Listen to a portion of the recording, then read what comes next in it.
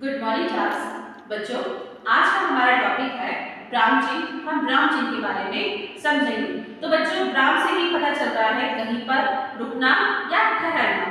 ब्राह्म चिन्ह का मतलब होता है किसी भी वाक्य को लिखते समय या बोलते समय उसमें थोड़ा बहुत रुकावट आना, और उन रुकावटों को ही हमारा ब्राह्म चिन्ह कहा जाता है। जैसे हमारी डेफिनेशन में है, कथन के अर्थ को स्पष्ट करने के लिए जिन चिन्हों का प्रयोग किया जाता है उन्हें ब्राह्म चिन्ह कहा जाता है।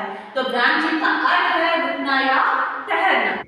तो बच्चों, ये हमारे मॉडल है ब्राह्म चिन्ह का, जिसमें मैं आपको बताऊंगी, जिसमें हमारा पूरा है ये ब्राह्म चिन्ह। हमारा पहला आ गया प्रश्न सूचक चिन्ह, दूसरा है अल्पविराम, पूर्णविराम, आदेश चिन्ह, निर्देशक, योजक, उद्धरण और विस्मय सूचक। अब हम इन चिन्हों के बारे में समझेंगे। तो बच्चों, हमारी सारी डेफिनेशन आपका किस तरीके से प्रयोग करना है वो सब। जैसे हमारा पूर्ण विराम चिन्ह हमारा एक पाई की तरह होता है, एक डंडे की तरह होता है, जो वाक्य के अंत में लगता है, यानी कि वाक्य जब खत्म हो जाता है तब इसका यूज किया जाता है। जैसे राम पुस्तक पढ़ता है, गाय घास चर रही है। दूसरा है हमारा अल्पविराम, जो एक कॉमे की तरह यूज होता है। जैसे यश जरा इधर सुनो, अनु मनु तनु राधा तथा गीता मैदान में खेल रही हैं।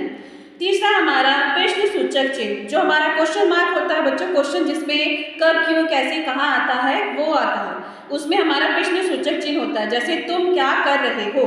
फिर हमारा विस्मय सूचक, जिसमें हमारा इसमें शोक यानी कि आश्चर्य, थोड़ी खुशी, कुछ अच्छा सा मिल जाना, इस तरीके से होता है। जैसे आपने हद कर दी, हे भगवान अब क्या होगा।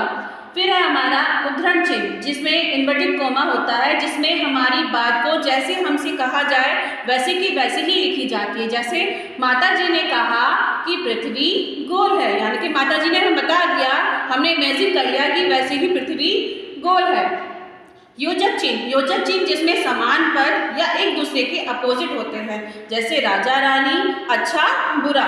निर्देशक चिन्ह, जिसमें हमारा हमें निर्देश कर दिया या फिर ये बता दिया कि ये बात उसने कही गई है। जैसे माँ ने गोपाल से कहा, गोपाल जरा पानी लाना, तो गोपाल ने कहा आया माँ।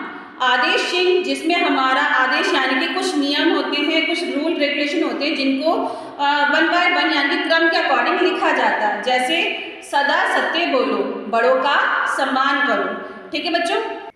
जैसे बच्चों, हमारा पहला हमने पढ़ा था पूर्ण विराम यानी कि वाक्य खत्म होते ही लगता है। राम खाना खाता है। दूसरा है प्रश्न सूचक, तुम कौन हो।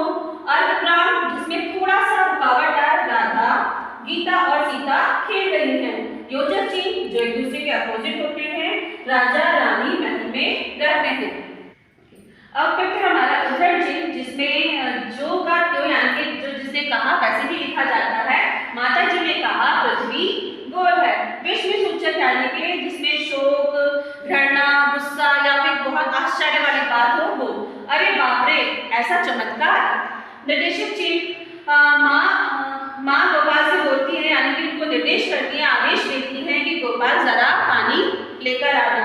आदेश चिन्ह यानी कि हर एक चीज को नियम के अकॉर्डिंग यानी क्रमबद्ध लिखना, जिसमें बड़ों का सम्मान करो, हर किसी की रेस्पेक्ट करो।